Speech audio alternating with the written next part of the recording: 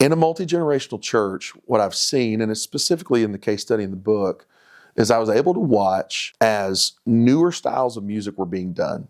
Now, this has been around the time of COVID when a lot of churches went to 2 separate services on a Sunday morning or something like it for social distancing. And what I saw was in one service, there was a very traditional mindset with traditional music, traditional ideas and concepts. The very next service following was very modern, was a very different approach to worship and even church. And as I watched those two things play out, when the COVID climate kind of came down to a place where it was more manageable, those 2 services were brought back to one service. And when you take 2 preferences and you marry them together, if you lean to one side or the other, one person, one party is going to be alienated. So what I saw was as you sit these people down and talk about why they prefer this certain way, you'll get to hear the stories behind the songs, behind the worship, behind the style of music. And it's more than just tickle my ear and do what you want, do what I want you to do.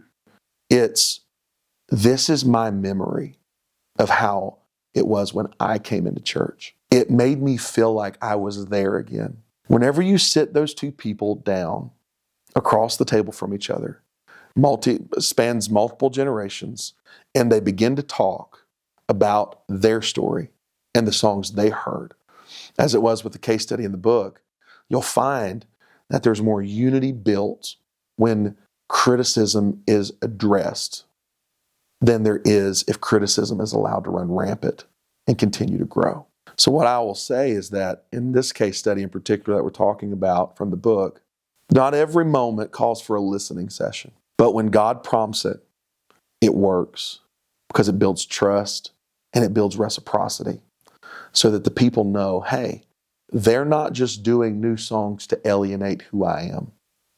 They're doing new songs to minister to different people. And they're doing the old songs to minister to people like me.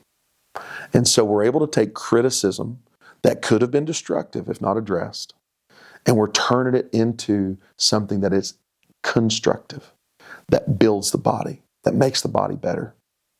And when you can do that, you're navigating the noise pretty well.